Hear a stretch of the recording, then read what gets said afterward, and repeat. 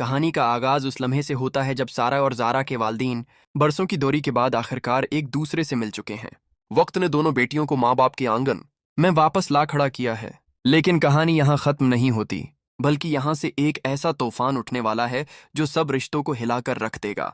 इधर ज़ारा दिल ही दिल में आदिल से मोहब्बत करने लगी है, लेकिन अभी तक उसने उस मोहब्बत को लफ्ज़ों में नहीं ढाला। वो अक्सर खामोशी से आदिल को देखती है, उसकी बातों में खो जाती है और फिर खुद को मलामत करती है कि कहीं ये मोहब्बत किसी और का हक न छीन ले। आदिल खुद भी ज़ारा से मोहब्बत करता है और अब वो अपने मामों से ये बात करने का फैसला करता है। मामों की बैठक में जब आदिल ये बात करता है कि मैं ज़ारा से शादी करना चाहता हूँ, सारा से नहीं, तो मामों का चेहरा एकदम संजीदा हो जाता है। उनकी आंखों में हैरानी है और माथे पर शकने। लम्हा भर को खामोशी छा जाती है और फिर वो गहरा सांस लेकर कहते हैं, आदिल, ये फैसला आसान नहीं है, लेकिन अगर तुम्हारे दिल की खुशी उसी में है तो मैं तुम्हें रोकूंगा नहीं।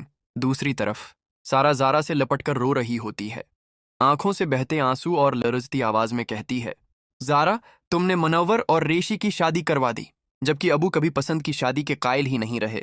तुमने नामकन को मुमकिन बनाया, क्या तुम मेरी खुशी के लिए भी वही कर सकती हो? ज़ारा के दिल में एक होल सा उठता है। वो अपनी बहन की आंखों में आंसू कभी बर्दाश्त नहीं कर सकी, लेकिन दिल का क्या करे। वो जानती है कि वो आदिल से मोहब्बत करती है। एक ऐसी मोहब्बत जो खामोशी में परवान चढ़ी, जो कभी किसी से कही नहीं, लेकिन अब इस मोहब्बत को दफनाना पड़ेगा। ज़ारा आहिस्ता से कहती है, मैं तुम्हारे लिए अबू से बात करूंगी, तुम आदिल के काबिल हो और मैं शायद किस्मत में तन्हाई लिए आई हूं।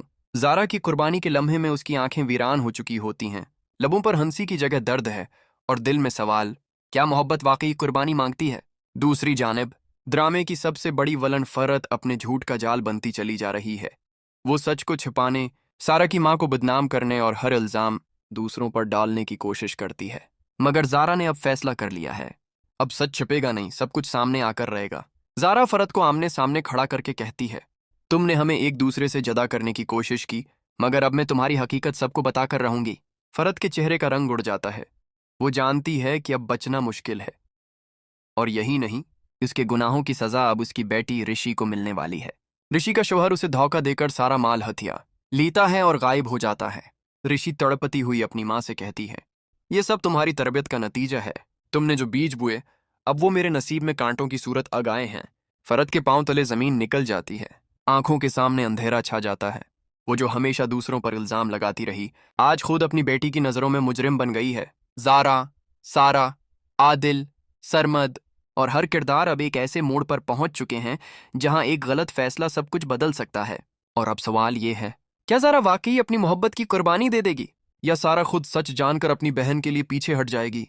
फरत का इंजाम क्या होगा, और सबसे बढ़कर क्या सच वाकई सबके सामने आ पाएगा? वीडियो है अच्छी लगी हो तो लाइक करें, चैनल को सब्सक्राइब करें।